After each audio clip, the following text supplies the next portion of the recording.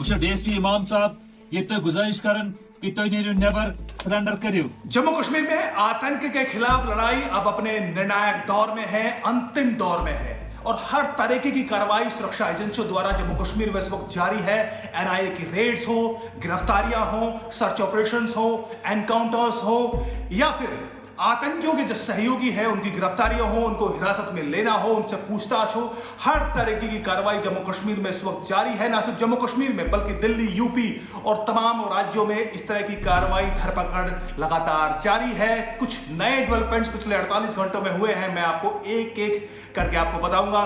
ताजा जो सबसे बड़ा ताजा खबर यह है कि शोपिया में एक बड़ा एनकाउंटर हुआ है तुलरन इलाके में। बीती शाम यहां पर सुरक्षा एजेंसियों ने एक सर्च अभियान शुरू किया था जिसमें एक इलाके में, तुलरन इलाके में, यहां पर एक घर में आतंकियों को घेर लिया गया और यहां पर पुलिस ने, सुरक्षा एजेंसियों ने एक मौका, अंतिम दौर में भी एक मौका देने की कोशिश की कि किसी तरह आतंकियों को थोड़ी सी अक्ल आए और उनको सरेंडर करने के लिए कहा गया।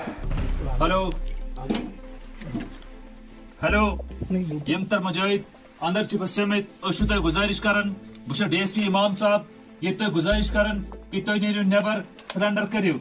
हथियार त्रो पत्थर अत करियो खड़ा तो नेबर नेरो तो ये मौका दिन कि दोबारा तो आराम से जिंदगी ब्याह जिंदगी जियो।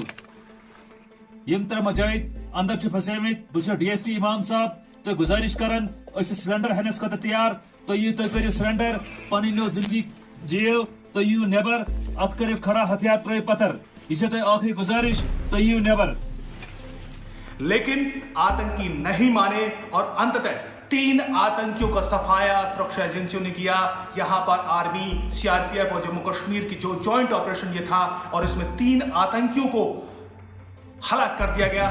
इसमें बांदीपुरा का एक मुख्तार शाह आतंकी, इसकी पहचान हुई है। ये वही था जिसने श्रीनगर में वीरेंद्र पासवान, जो बिहार का रेहड़ी वाला, ठेली वाला था, उसकी हत्या 2 अक्टूबर को की थी। वो उसने हत्या करने के बाद वो शोपिया में भागकर यहां पर आया था और यहां पर अंततः एनकाउंटर में उसको उसके अंजाम तक पहुंचा दिया गया। मुख्तार शाह के साथ 2 दूसरे आतंकी मारे गए हैं जिसमें दानिश और यावर अहमद, ये दोनों शोपिया के ही रहने वाले थे। 3 आतंकियों का सफाया हुआ है, एक बड़ी खबर है।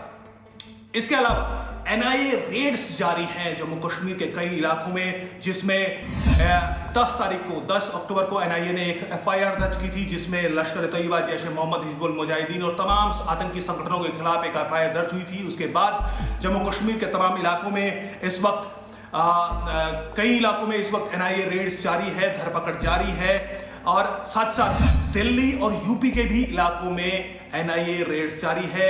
देखना यह है कि आगे डेवलपमेंट होता है और किस तरह की चीजें इसमें निकल कर आती हैं।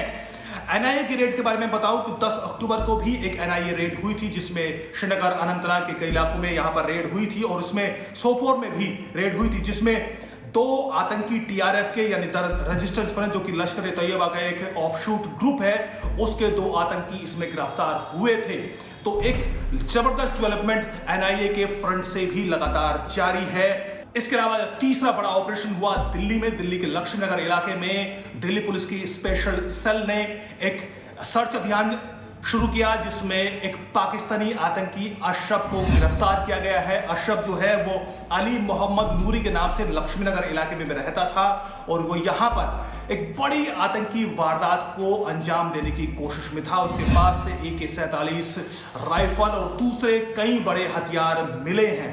ये एक और बड़ी कामयाबी है, यानी हर एक फ्रंट पर लगातार कोशिश की जा रही है।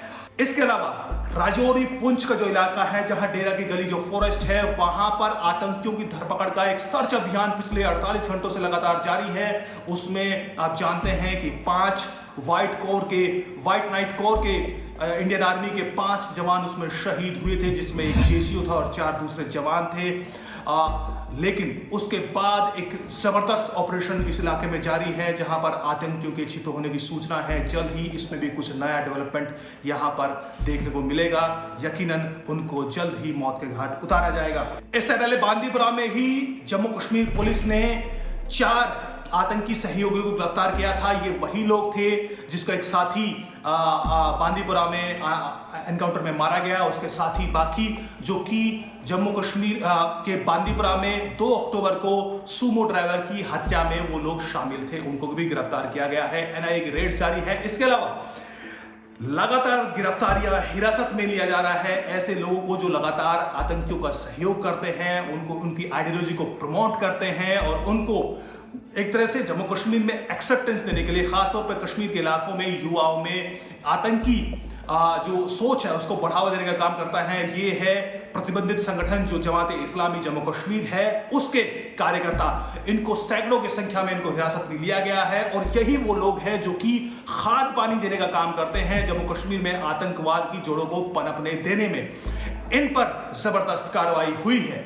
तो अंततः जो कार्रवाई पहले होनी थी, अंततः जिस तरीके से अक्टूबर महीने में लगातार कई आतंकी हमले हुए, खासतौर पर कश्मीरी हिंदुओं पर और कश्मीरी सिखों पर, उसके बाद ऐसा लगता है कि पाकिस्तान जो आतंकी हैं, पाकिस्तान ने स्वयं एक बड़ी गलती की है कि अंततः सरकार ने इतना बड़ा फैसला लिया है जिसमें सरकार अब किसी भी फ्रंट पर कोई चूक नहीं करना चाहती। मैं आपको बताऊं कि गृह मंत्रालय की जो मीटिंग हुई थी, जिसमें गृह मंत्री थे, जिसमें जो अजीत डोभाल थे, मनोज सिन्हा थे और दूसरी सुरक्षा एजेंसियों के बड़े अधिकारी इसमें शामिल थे, उसमें गृह मंत्री ने स्पष्ट संदेश दिया था कि अब उनकी जोड़ों पर हमला किया जाए, एक निर्णायक लड़ाई लड़ी जाए और अंततः आतंकवाद के खात्मे का सफाया किया जाए और उसके लिए जो भी जरूरी हो वो किया जाए। सीधे निर्देश गृह मंत्रालय ने दिए थे और उसका नतीजा हम देख रहे हैं कि एनआईए हो, जम्मू कश्मीर पुलिस हो, आर्मी हो, दूसरी सुरक्षा एजेंसियां हो, जांच एजेंसियां हो, हर एक तरीके से वो सक्रिय दिखाई देती हैं और कार्रवाई हर एक फ्रंट पर जारी है। एनकाउंटर भी जारी है, हिरासत में भी लिया जा रहा है, गिरफ्तारियां भी जारी है, सर्च अभियान भी जारी है, एनआईए रेड्स भी जारी है और यहां तक कि जो दूसरे स्टेट की एजेंसियां हैं वो भी इसमें शामिल हैं। दिल्ली पुलिस ने एक बड़ी गिरफ्तारी की है। ना सिर्फ यहां पर बल्कि स्पष्टतः एक संदेश देने की कोशिश है जम्मू कश्मीर में कि चाहे कोई भी अब तक जितने भी पिछली सरकारों में इस तरह के करप्ट अधिकारी हों, उनके खिलाफ भी लगातार कार्रवाई हो। तो ये एक जो लड़ाई है वो अब निर्णायक दौर में दिखाई देती है। एक और आतंकवाद की लड़ाई के खिलाफ से एक और आपको कार्रवाई के हवाले से मैं बताऊं कि एक और बड़ी कार्रवाई हुई है, वो है कि सीबीआई की रेड हुई है बशीर अहमद खान के घर पर। एक रिटायर्ड आईएएस जो कि हाल ही 4 अक्टूबर को जो एलजी मनोज सिन्हा के वो एडवाइजर भी थे, उनको रिलीव किया गया था, यानी उनको एडवाइजर के पद से हटाया गया था। उनके घर पर सीबीआई की रेड हुई है बुलबुल बाग में और ये रेड हुई है फेक गन लाइसेंस केस में, जो कि जिसका जो मामला है वो सीबीआई देख रही है। फेक गन लाइसेंस केस ऐसे हैं जिसमें पिछले कई सालों में अब्दुल्ला सरकार के दौरान, महबूबा मुफ्ती सरकार के दौरान और जो गुलाम नबी आजाद है उस सरकार के दौरान फेक लाइसेंस धड़ाधड़ दिए गए, बिना किसी जांच के, बिना किसी जरूरत के, बिना किसी सही प्रोसीजर्स को फॉलो किए हुए हजारों लाखों की संख्या में फेक लाइसेंस दिए गए, जिसमें दूसरे राज्यों के लोगों ने भी जम्मू कश्मीर में आकर लाइसेंस पाया। ये एक बड़ा केस है और इसी केस में ये हुआ कि गृह मंत्रालय ने अंततः पहले आदेश दिया कि एलजी को कि वो एडवाइजर के पद से बशीर अहमद खान को हटाए और 4 अक्टूबर को बाकायदा उसको रिलीज किया गया और जो आदेश था उसमें भी गृह मंत्रालय के आदेश का जिक्र था। और आज नतीजा ये है कि सीबीआई की रेड उन पर जारी है। आगे कार्रवाई किस तरह से आगे बढ़ती है हम आपको अपडेट करते रहेंगे। तब तक के लिए नमस्कार, जय हिंद।